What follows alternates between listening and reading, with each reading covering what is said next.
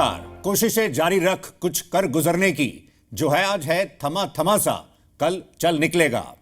चुनौतियों के बीच micro small medium enterprises यानी एमएसएमईज मौजूदा माहौल में अगला कदम रखने के साथ साथ ग्रोथ के अवसरों को ढूंढने का प्रयास कर रहे हैं।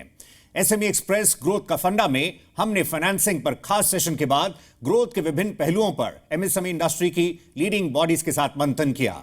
आज का सेशन इनोवेशन, ब्रांडिंग, मार्केटिंग के नाम होगा।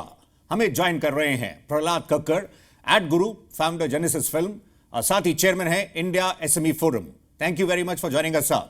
Doctor Anadi Saran Pandey, professor strategic management, IIM Lucknow and director IIM Lucknow incubator, आपका भी शुक्रिया हमें ज्वाइन करने के लिए।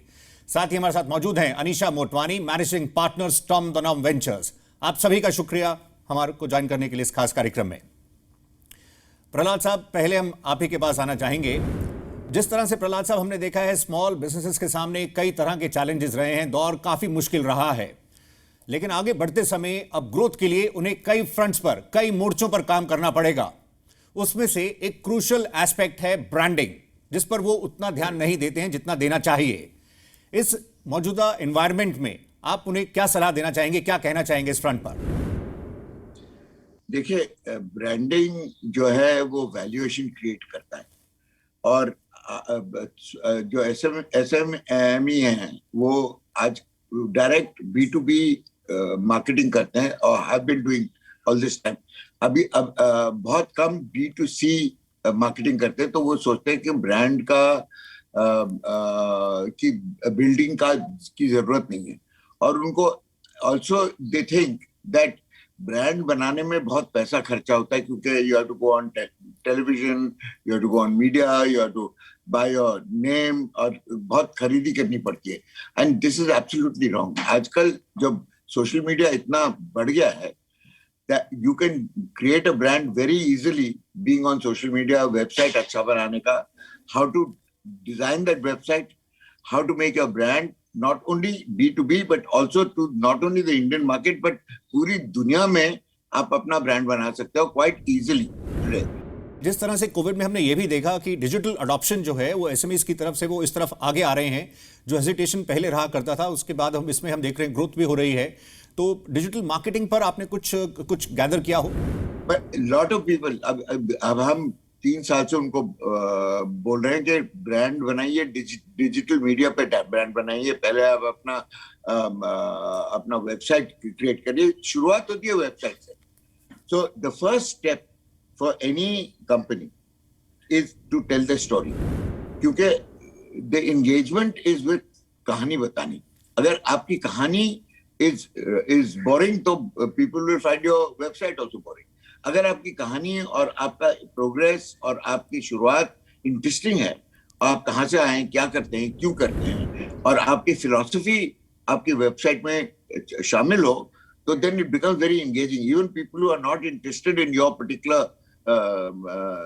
what you call जो आप बना रहे हैं, they will even be interested in reading your website। तो आपका नाम बहुत मशहूर हो जाएगा। That is very important। Okay, Anisha जी, आप बता सकें, एसएमईज ब्रांडिंग को लेकर और मार्केटिंग को लेकर कंफ्यूज हो जाते हैं कि कैसे बढ़ा जाए। ये क्या ऐसा कहना ठीक होगा कि जहां तक ब्रांडिंग की बात है, वो उनका जो बिजनेस है या उनका जो प्रोडक्ट है उसको लेकर किस तरह की परसेप्शन है या किस तरह की पोजिशनिंग है? सौरभ, आपने बिल्कुल ठीक कहा। सबसे पहला कंफ्यूजन ये होता है, तो लोग समझते हैं कि ब्रांडिंग, मार्केटिंग, एडवर्टाइजिंग ये सब कुछ एक ही तरह की चीजें हैं। लोगों से जब बोलो ब्रांडिंग, तो उनके दिमाग में आता है हमको टीवी में ऐड चलाना होगा। अब ये एक मिसकंसेप्शन है जिसको दूर करना है। ब्रांडिंग का मतलब है कि मेरी ब्रांड है क्या, मेरा क्या वजूद है। आज अगर मैं मार्केट में एग्जिस्ट करता हूं, तो कस्टमर मेरे पास किस लिए आएंगे? तो अपनी आइडेंटिटी क्या है, आपकी पोजिशनिंग क्या है। पोजिशनिंग एक पार्किंग स्पेस की तरह होती है। आप एक बहुत ही क्राउडेड पार्किंग लॉट में जाएंगे, और अगर आपको अपने गाड़ी के लिए एक जगह ढूंढनी है, तो आपको एक स्लॉट बनाना है। तो यही स्लॉट आपको कंज्यूमर के दिमाग में बनाना है, एक पार्किंग स्पेस बनानी है। तो वो किस तरीके से बनाएंगे आप? आपका क्या चीज है, आपकी पोजीशनिंग क्या है, आपका डिफरेंशिएशन क्या है, जिसकी वजह से कस्टमर कहेंगे कि मुझे आपका प्रोडक्ट ज्यादा पसंद है बजाय किसी और की। जब आप इस चीज से क्लियर हो जाते हैं, आपको क्लैरिटी हो जाती है कि मेरा ब्रांड क्या है, उसके बाद आप मार्केट में जाते हैं और उसको मार्केटिंग करते हैं, ठीक है। और मार्केटिंग करने के बहुत सारे जरिए हैं, और जैसे प्रहलाद जी ने भी कहा, वो जो एक टिपिकल मिथ है कि मार्केटिंग के लिए एक टीवी पे ऐड चलाना पड़ेगा और मार्केटिंग बहुत महंगी है, वो आज टूट चुका है वो मिथ। जैसे आपने कहा ब्रांडिंग फर्स्ट स्टेप, उसके बाद ये मार्केटिंग की तरफ जाए। अब मार्केटिंग में डिजिटल मार्केटिंग को लेकर आप कुछ इस कम्युनिटी के साथ, स्मॉल बिजनेस कम्युनिटी के साथ, आप कुछ डूज एंड डोंट्स कुछ शेयर करना चाहेंगे? मतलब उन्हें क्या करना चाहिए और क्या नहीं इस एनवायरनमेंट में? सबसे पहली चीज मार्केटिंग में है, डिजिटल मार्केटिंग में है कि आप सर्च में आते हैं कि नहीं। आज अगर आप कॉटन बैग्स में हैं, अगर आप किसी B2B प्रोडक्ट में हैं, अगर आदमी सबसे पहले जाके गूगल करके, दुनिया में कहीं भी हो, वो जाकर के अपने आप को आदमी गूगल करके ढूंढते हैं, उन्हें किसी भी चीज की जरूरत होती है तो क्या आपका सर्च कोशेंट क्या है? जब लोग सर्च करते हैं, क्या आपकी कंपनी, आपका ब्रांड, आपका नाम वहां पे आता है? पहले पेज पे आता है, दूसरे पेज पे आता है, 10वें पेज पे आता है कि आता ही नहीं है? अब अगर आप उस यूनिवर्स में ही नहीं है, अगर आप डिजिटल यूनिवर्स में एग्जिस्ट ही नहीं करते, तो लोग आपको ढूंढेंगे कहां से? तो उस यूनिवर्स में एग्जिस्ट करने के लिए, उसमें अपनी जगह बनाने के लिए, आपने डिसाइड कर लिया कि आपका वजूद क्या है, आपकी आइडेंटिटी क्या है, आप बहुत स्ट्रांग है। अब आपको अपनी प्रेजेंस बनानी है डिजिटल वर्ल्ड में, उस यूनिवर्स में, और उस प्रेजेंस के लिए आपको अपना सर्च कोशेंट बढ़ाना पड़ेगा। और वो कैसे बढ़ाएंगे? वो इस तरीके से बढ़ाएंगे कि आप उस पर कंटेंट डालिए। जैसे प्रहलाद जी ने कहा, आपकी कहानी क्या है, आप किस तरीके से आप अपनी कहानी सुना रहे हैं, अपने ब्रांड का वजूद को उसको कांस्टेंट रखते हुए, कि लोग आपको ढूंढ सकें, आपको पढ़ सकें। एक बार चलो ढूंढ भी लिया, पर क्या वो इंटरेस्टेड है, और are they just getting bored and leaving you? So that becomes the second part. So content. आपको वहां पे content डालना है, आपको कहानी डालनी है, और कहानी इस तरीके से डालनी है कि आप लोगों को अट्रैक्ट कर सकें। It is not very difficult. आपको अगर अपनी कहानी में पैशन है, एंड मैंने देखा है, मैंने बहुत काम किया है MSMEs के साथ, वो लोग पैशनेट होते हैं अपने बिजनेस के बारे में, बस उनको कहानी सुनाने में, अपनी कहानी वो क्लोज डोर्स में सुनाते हैं। अब उनको जाकर के, अगर मैं सिंप्लीफाई करके बोल सकूं, तो वही कहानी उन्हें डिजिटल यूनिवर्स में जाके बतानी है। एक रिएक्शन अब हम प्रोफेसर पांडे आपसे लेना चाहेंगे। जिस तरह से हम देख रहे हैं, ये बदलता दौर है, एक तरफ तो पोस्ट पैंडेमिक की बात हो रही है और साथ साथ इंडस्ट्री 4.0 भी है। ऐसे में आप बता सकें, छोटे बिजनेसेस के सामने कई तरह की चुनौतियां हैं इस फ्रंट पर, AI, इंटरनेट ऑफ थिंग्स को लेकर। तो एक पहलू ये है, और दूसरी तरफ हम देख रहे हैं कि उनके सामने अपॉर्चुनिटीज़ भी आ रही हैं। तो इनोवेशन को आप ऐसे में कैसे देखते हैं? देखिए, ये तो एक बेसिक चीज़ जो हम लोग समझते हैं कि जो बाह्य एनवायरनमेंट है, द एक्सटर्नल एनवायरनमेंट, ये निरंतर बदलाव इसमें देखा जाता है, and it becomes a basis of opportunities and threats. जैसा आपने शब्द इस्तेमाल किया इंडस्ट्री 4.0, तो इसी संदर्भ में एक बात कह के मैं आपके मूल प्रश्न पे पहुंचता हूं। हम इसको इंडस्ट्री 4.0 क्यों कहते हैं? और इसको हम इसलिए कहते हैं क्योंकि ये फोर्थ इंडस्ट्रियल रेवोल्यूशन है। ये फोर्थ इंडस्ट्रियल रेवोल्यूशन है, जो कि हम इस दौर से गुजर रहे हैं, ये खत्म नहीं हुआ। पिछले 3 इंडस्ट्रियल रेवोल्यूशंस जो जर्मनी और US वगैरह में होते रहे, वो तो खत्म हो गए। अब ये जो इंडस्ट्री 4.0 रेवोल्यूशन चल रहा है, इसका आधार डिजिटल टेक्नोलॉजी ही है। और डिजिटल टेक्नोलॉजी अपने में एक थ्रेट भी थी, जिस प्रकार हम जानते हैं कि स्विस वॉच मेकिंग इंडस्ट्री को कंप्लीटली उसने डिस्ट्रॉय कर दिया। उसी तरह से इसने बहुत से अवसर क्रिएट किए। ये अवसर AI, मशीन लर्निंग और तमाम इसके जो इस्तेमाल करने की पद्धति है, तरीके हैं, ये इनोवेशन को प्रोत्साहित कर रहा है। तो इनोवेशन इकोसिस्टम ओवरऑल आप किस तरह से देख रहे हैं? इकोसिस्टम जो है, देखिए, इकोसिस्टम आइडियल तो है नहीं, क्योंकि भारतवर्ष एक इमर्जिंग इकोनॉमी है, तो हमारे कुछ यूनिक चैलेंजेस हैं। इन यूनिक चैलेंजेस को ध्यान में, कॉन्टेक्स्ट जो है हमारा इस देश का, वो ये है कि हम इमर्जिंग इकोनॉमी है। इसका अर्थ क्या हुआ? इसका अर्थ ये हुआ कि जो डेवलप वर्ल्ड है, जैसे US है या वेस्टर्न यूरोप है या UK है, ये जो इसमें जो मार्केट्स हैं, ये बड़ी एफिशिएंट है। तो राइट, और भारत इसमें कॉम्पिटिटिव एनवायरनमेंट में कैसे आगे बढ़े, SMEs भी कैसे बढ़े, हम आपके पास आते हैं जी। इसके एक और पहलू को, इंक्यूबेटर को भी आपसे चेक करेंगे, पर उससे पहले प्रहलाद साहब के पास चलते हैं। प्रहलाद साहब, ये बता सकें, फिर ये जो चेंजिंग वर्ल्ड ऑर्डर है, इसमें आप ब्रांड इंडिया को किस तरह से देख रहे हैं? ये जो वोकल फॉर लोकल की बात हो रही है, इसमें आप किस तरह की अपॉर्चुनिटीज देख रहे हैं? और इसमें आप एसएमईज को क्या कहना चाहेंगे, वो कैसे आगे बढ़े इनको टैप करने के लिए? देखिए, दो चीजें हैं। अगर हम पूरे दुनिया में शामिल होना चाहते हैं तो एक तो हमारी आवाज उतनी ही होनी चाहिए डिजिटल मीडिया पे जितनी हमारी कंपटीशन की है, और दूसरी बात जो है, जो हमारा प्रोडक्ट है वो घटिया प्रोडक्ट नहीं हो सकता अगर if you are going to compete internationally.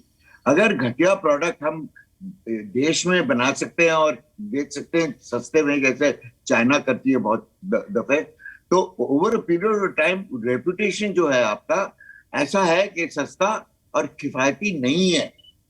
सस्ता और किफायती एक अलग बात है और सस्ता और घटिया एक अलग बात है। तो जब लोग दूसरे प्रोडक्ट से आपका कंपटीशन देखते हैं, फिनिश देखते हैं और प्रोडक्ट को देखते हैं, तो first we have to improve the quality of our product. When we improve the quality of our product, still keeping in mind bottom line, then we are competitive. फिर हम जो कुछ करना चाहते हैं अपने नाम के बारे वो कर सकते हैं विद फुल कॉन्फिडेंस। बट सबसे पहले हम अंदर हम देखें, द जर्नी इज इंटरनल। हम पहले अपने अंदर देखें और बोले कि ये बेस्ट प्रोडक्ट कैटेगरी में बन सकता है कि नहीं, कि ये हमारी बूते की बात नहीं है, हमारे हम ऐसे ही बनाएंगे, हम ऐसे ही बेचेंगे। Then today you will die. There is no place for second best today. You are either the best or you are nothing. एक तरफ है ग्रोथ, दूसरी तरफ सर्वाइवल भी है।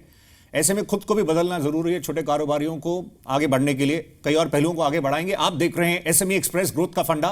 फिलहाल वक्त ब्रेक का है। ब्रेक के बाद हम चर्चा को जारी रखेंगे। आज हम सेशन कर रहे हैं इनोवेशन, ब्रांडिंग, मार्केटिंग पर। हम जल्द ही लौटते हैं।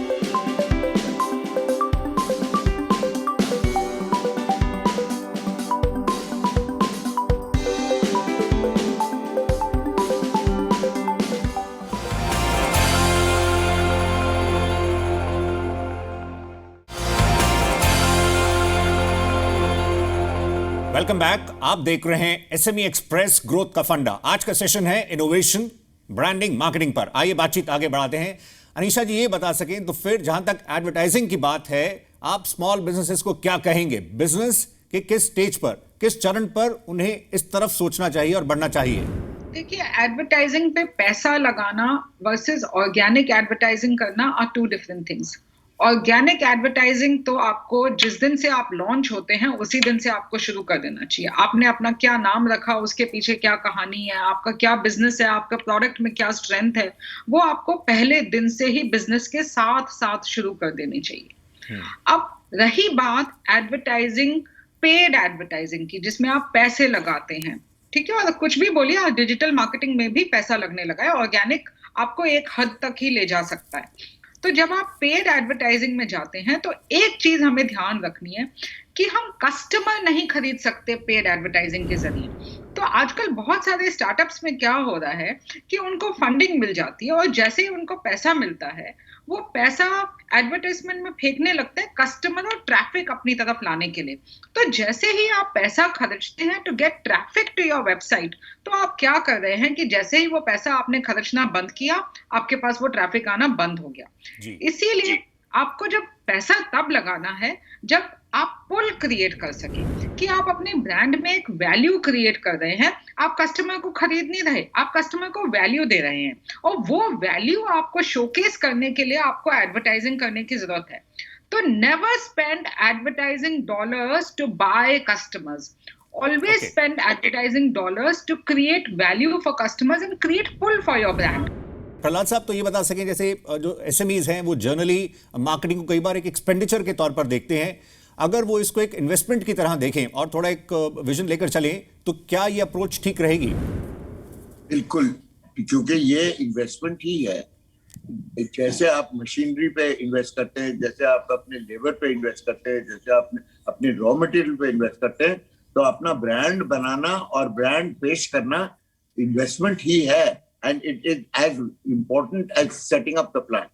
क्योंकि जैसे मैडम कह रही थी कि शुरुआत से ही शुरू होना चाहिए।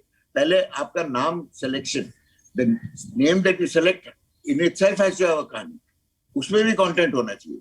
अगर आप कोई सा भी नाम लें, उसके पीछे कुछ लेजेंड होता है, उसका कुछ मतलब होता है, उसकी भी कहानी होती है। तो वो you start putting that out in the market. Professor साहब, आप हमें बता सकें, प्रोफेसर पांडे, जिस तरह से फिर हम इकोसिस्टम की बात कर रहे थे, उसमें इंडियन कॉन्टेक्स्ट में आप ये इंक्यूबेटर्स के रोल को किस तरह से देखते हैं और इस फ्रंट पर लर्निंग्स भी कैसी रही हैं? भारतवर्ष की जो विशेषताएं हैं वो ये है कि हम इमर्जिंग इकोनॉमी है। इसका अर्थ ये हुआ कि जो बाजार से एक नॉर्मल कंपनी विदेश में होने के नाते, एक नई स्टार्टअप हो या एमएसएमई हो, वो जो सब सुविधाएं हासिल कर पाती है, क्योंकि भारतवर्ष जैसी इकोनॉमीज़ इमर्जिंग इकोनॉमीज़ हैं, ये चीज़ें इस कंपनी को हासिल नहीं हो पाती। क्योंकि हम कहते हैं, प्रबंधन में हम कहते हैं, क्योंकि Indian markets are slightly inefficient, तो इसलिए एक संस्था की ज़रूरत पड़ जाती है ये सब चीज़ें मुहैया कराने के लिए, और ये संस्था है इंक्यूबेटर। ये इंक्यूबेटर क्या करता है कि अगर आप एक स्टार्टअप हैं या आप एक इनोवेशन की स्टार्टअप हैं या किसी प्रकार की भी स्टार्टअप हैं, तो इंक्यूबेटर एक मार्केट मेकर है।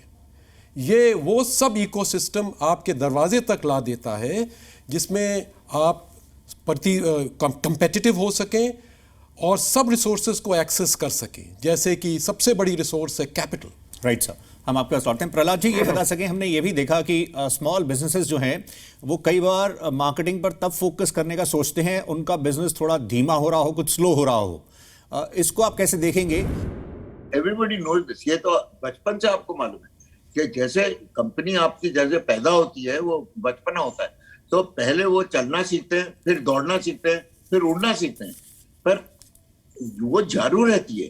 जैसे एक बच्चा बड़ा होता है वैसे आपकी कंपनी भी बड़ी होती है। If you invest in your child, you have to invest in your business. Your business is your child. आपकी बिजनेस जो है आपका बच्चा है, और जैसे आप बच्चे में आप इन्वेस्ट करते हैं, उसको कपड़े देते हैं, उसको शिक्षा देते हैं, उसको चलना सिखाते हैं, फिर उसको दौड़ना सिखाते हैं, फिर उसको उड़ना सिखाते हैं, similarly you have to do the same thing with your business. जैसे कुछ एसएमईज B2B में हैं, कुछ B2C में हैं, कुछ दोनों में भी हैं, कुछ ऐसे भी हैं, उनको किस तरह की स्ट्रैटेजी अडॉप्ट करनी चाहिए? चाहे आप B2B में है, चाहे B2C में है। B2C में तो you have to be much more aggressive, but B2B also have to be aggressive. देखिए, अभी एक अपॉर्चुनिटी आई है। कोविड, हम सोचते हैं कि कोविड ने बर्बाद कर दिया पूरी इकोनॉमी को, विच इज ट्रू, बट बर्बादी में ही सफलता है। बिकॉज इफ अगर 2-3 लोग अगर इकट्ठा होके दम लगा के थोड़ा अपना रिसोर्सेज उसमें डालें and they become aggressive at this time, they will stand out. तो ये इस जमाने में जो सब हाथ फैला के बैठे हैं, कहते हैं बर्बाद हो गए क्योंकि सब धंधा ही डिस्ट्रॉय हो गया, that is a huge opportunity to be aggressive. जी। और आप B2B या B2C में अग्रेसिव होंगे क्योंकि कंज्यूमर कहीं नहीं जा रहा है, वो घर में बैठा है, पर वो is ordering on the net ना। तो आप अगर if you are not digitally available तो फिर कैसे ऑर्डर करेगा? राइट। अनीशा जी, चलते हुए आपका हम चाहेंगे लास्ट वर्ड आपकी तरफ से। देखिए, ब्रांडिंग को लाइटली मत लीजिए। एक ब्रांड जो है आपका वैल्यू क्रिएट करेगी, और एक जो दूसरा हमने एक पैटर्न देखा है वो ये है कि एमएसएमईज जो हैं वो समझते हैं कि ये एक सॉफ्ट एरिया है, इसमें कुछ टेक्निक की जरूरत नहीं होती, इसमें कुछ साइंस की जरूरत नहीं होती।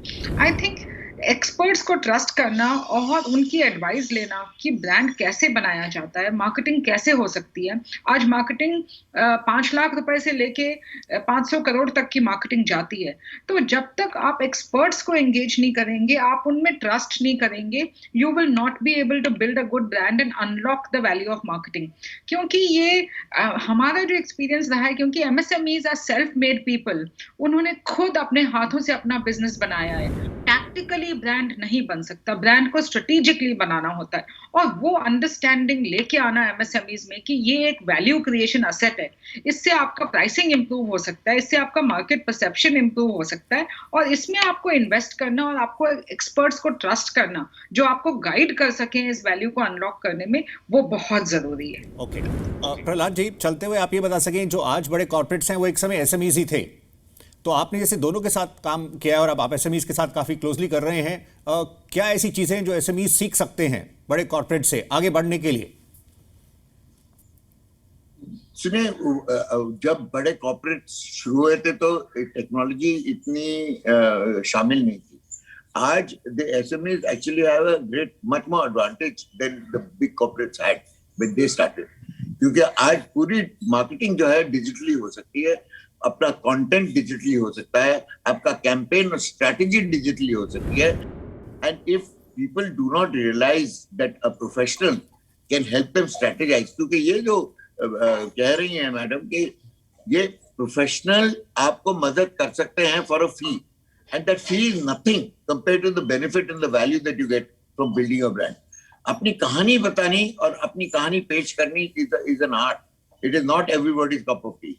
And I keep repeating that technology is much more familiar for young people than it is for old people. तो जो अगली संतान है वो it is time for them to step in and take responsibility. जी, फाइनल वर्ड आपसे ये बता सकें, पॉलिसी सपोर्ट पर आप किस तरह का आपको लगता है और इसमें स्टेप्स लेने चाहिए सपोर्ट करने के लिए स्पेस में? दो चीज़ें कहूँगा. पहली सर्वप्रथम चीज़ तो ये है कि सरकार ने काफ़ी इनिशिएटिव्स लिए हैं. कुछ इनिशिएटिव्स ट्रांसलेट हो गए हैं at the grass root level, others have not. So the challenge that continues to be a major challenge for SMEs, whether they are inside incubation और आउटसाइड, वो ये है कि एक्सेस टू डेट कैपिटल अभी भी वीक है. Access to equity capital, आप जानते हैं कि किसी भी आइडिया को सफल होने के लिए रिसोर्सेज की ज़रूरत पड़ती है जिसमें वो इनोवेशन कहलाने लायक हो. तो access to resources, there are two dominant resources which are not absent, which are weak. One is capital, और कैपिटल के दो स्वरूप हैं, एक डेट कैपिटल और इक्विटी. गत बजट में भी इसका इंतज़ाम हुआ है, जैसे कि एक सेक्शन को टच किया गया है कि इनकम टैक्स 3 वर्ष तक ना दिया जाए, ऐसी व्यवस्था को सुनिश्चित कर दिया गया है ऐसे स्टार्टअप्स के लिए जो अगले 1 वर्ष तक रजिस्टर होंगे अंडर सेक्शन 80A IAC. दूसरी चीज़ है access to other resources, and one of the most important resources, जैसा कि मेरे अन्य साथियों ने भी कहा, is availability of expertise, mentorship, human capital, the good quality skill at low cost. जब तक ये नहीं मिलेगी तो वो बेचारा जो MSME है वो सफल कैसे होगा और कैसे कंपेटिटिव होगा. राइट साहब, तो इतना ही समय था. आपका शुक्रिया professor Pandey. Prahlad ji, thank you very much. Anisha ji, आपका भी शुक्रिया. Thank you. चलते चलते हम मशहूर इन्वेंटर थॉमस एडिसन की एक बात आपके सामने रखना चाहेंगे. The value of an idea lies in the using of it. जी हां, बदलते दौर में MSMEs को नई सोच के साथ इनोवेटिव तरीके से ब्रांडिंग, मार्केटिंग पर जोर देते हुए आगे बढ़ने की रणनीति बनानी होगी ताकि ग्रोथ के मौकों को वो बेहतर तरीके से टैप कर सकें. अगले हफ्ते SME एक्सप्रेस ग्रोथ के फंडा में हम एक नए टॉपिक के साथ आपसे मुलाकात करेंगे. फिलहाल